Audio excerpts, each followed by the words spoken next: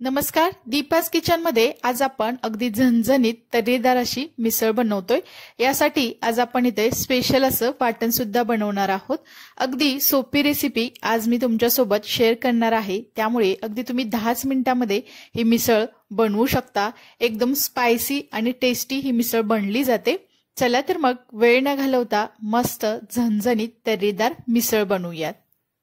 इथे मी झणझणीत मिसळचा रस्सा बनवण्यासाठी 1 वाटी इतकी मोड आलेली मटकी घेतलेली आहे। आता आपण ही मटकी 2 ते 3 वेळा पाण्याने स्वच्छ अशी धुवून घेतलेली आहे। आता आपण यामध्ये 1 वाटी इतकं पाणी घालायचं आहे। तसेच यामध्ये थोडंसं चवीनुसार आपण मीठ घालूयात। त्यानंतर इथे आपण पाव चमचा इतकी हळद सुद्धा घालायची आहे। तसेच इथे 1 चमचा इतकं आपण तेल घालूयात, त्यामुळे मटकी अगदी व्यवस्थित अशी शिजली जाते। थोडं चमच्याच्या सहाय्याने आपण याला हलवून घेऊयात आणि आता ही मटकी कुकरमध्ये आपण याला 1 ते 2 शिट्ट्या करून घ्यायच्या आहेत। तोपर्यंत मिसळसाठी लागणारा आपण इकडे मसाला तयार करूयात। त्यासाठी मी गॅसवर एक पॅन ठेवला आहे। पॅन हलकासा गरम झाला की त्यामध्ये पाव वाटी इतके सुक्या खोबऱ्याचे काप टाकलेले आहेत। आता आपण तेल न घालता हे खोबरे अगदी लालसर रंगावरती परतून घेतलेलं आहे। आता आपण याला थंड करून घेऊयात। इकडे सेम पॅन मध्ये 1 चमचा इतकं तेल घालायचं आहे। तेल हलकसं गरम झालं की त्यामध्ये एक मोठ्या आकाराचा बारीक चिरून घेतलेला कांदा घातलेला आहे। तसेच 10 ते 12 लसूण पाकळ्या आणि अर्धा इंच आल्याचे बारीक करून घेतलेले तुकडे घातलेले आहेत। कांदा आपण अगदी 1 मिनिटासाठी थोडासा तेलामध्ये परतून घेतलेला आहे। आता आपण यामध्ये 1 मीडियम आकाराचा टोमॅटो सुद्धा बारीक चिरून घालायचा आहे। आता टोमॅटो कांदा अगदी मध्यम गॅसवरती आपण चांगलं व्यवस्थित असं त्याला शिजवून घ्यायचं आहे। तर इथं बघू शकता अगदी 2 ते 3 मिनिटांमध्ये टोमॅटो आणि कांदा अगदी व्यवस्थित असा परतला गेलेला आहे। याला सुद्धा आपण थंड करून घेऊयात। तोपर्यंत इकडे आपले सुक्या खोबऱ्याचे काप सुद्धा थंड झालेले आहेत। आता याला मिक्सरमध्ये आपण सुरुवातीला फिरवून घ्यायचं आहे। तर इथे तुम्ही बघू शकता खोबरं आपलं अगदी व्यवस्थित असं बारीक झालेलं आहे। आता आपण यामध्येच कांदा टोमॅटो जे व्यवस्थित असं परतून घेतलेलं आहे ते सुद्धा घालायचं आहे आणि आता जमेल तितकं याला मिक्सरमध्ये बारीक करून घेऊयात। त्यानंतर इकडे आपण गॅसवरती कढई गरम करायला ठेवली आहे। कढई हलकीशी गरम झाली की त्यामध्ये एक मोठी पळी इतकं तेल घातलेलं आहे। तेल हलकसं गरम झालं की त्यामध्ये पाव चमचा इतकी मोहरी तसेच पाव चमचा इतके जिरे सुद्धा घालायचे आहेत। जिरे आणि मोहरी व्यवस्थित तडतडली गेली की त्यामध्ये आपण तयार करून घेतलेलं हे वाटण घालायचं आहे। आता आपण मध्यम गॅसवरती वाटण अगदी तेलामध्ये व्यवस्थित असं परतून घ्यायचं आहे। तर इथे तुम्ही बघू शकता 1 ते 2 मिनिटाकरता मी याला तेलामध्ये चांगलं परतून घेतलेलं आहे। आता आपण यामध्ये काही कोरडे मसाले सुद्धा घालायचे आहेत। त्यामध्ये आपण सुरुवातीला पाव चमचा इतकी हळद घातलेली आहे। तसेच पाव चमचा मी तर घरगुतीच धणे पावडर घातलेली आहे। त्यानंतर इथे 1 चमचा मी लाल मिरची पावडर घातलेली आहे। तसेच इथे मी 1 चमचा गरम मसाला सुद्धा घातलेला आहे। त्यानंतर इथे सुहाणाचा मिसळ मसाला याचं 10 वालं जे पॅकेट असतं ते पूर्ण पॅकेट मी यामध्ये घातलेलं आहे। आता आपण याला व्यवस्थित असं या वाटणामध्ये परतून घेऊयात। तर आज आपण अगदी झटपट तयार होणारी मस्त एकदम झणझणीत अशी मिसळ बनवतोय।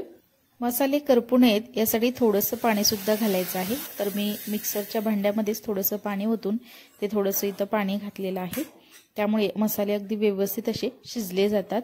तसेच यामध्ये आपण चवीनुसार मीठ घालूयात। थोडंसं याला मिक्स करून घेऊयात।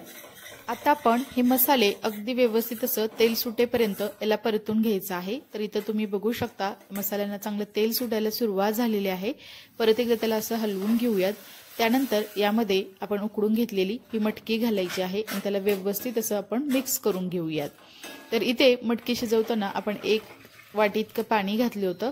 आता यामध्ये मी 2 ग्लास इतकं गरम पाणी घातलेलं आहे। कधीही मिसळचा रस्सा बनवताना यामध्ये गरम पाणी वापरायचं आहे, त्यामुळे याला तर्री अगदी छान येते।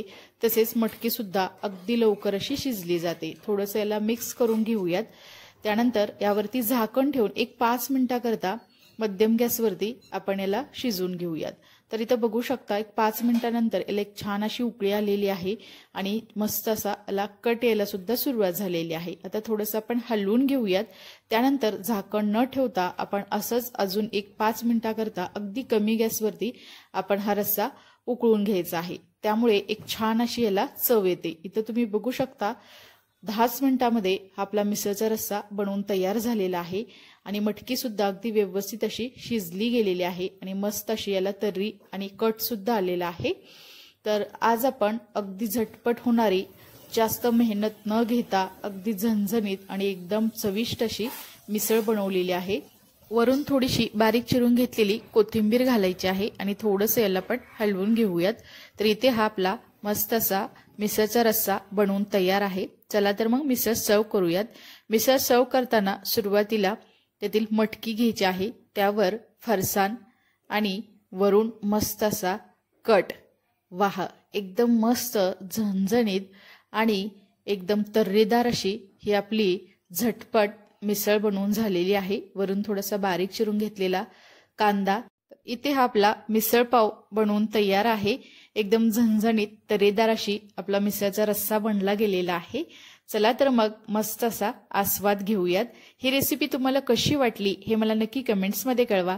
जर रेसिपी आवडली असेल तर न विसरता दीपाज किचन या यूट्यूब चॅनेलला लाईक, शेअर आणि सबस्क्राईब करा आणि शेजारील बेल आयकॉनवरती क्लिक सुद्धा करा, कारण तुम्हाला अशा छान छान साध्या सोप्या अगदी झटपट होणाऱ्या रेसिपी पाहायला मिळतील।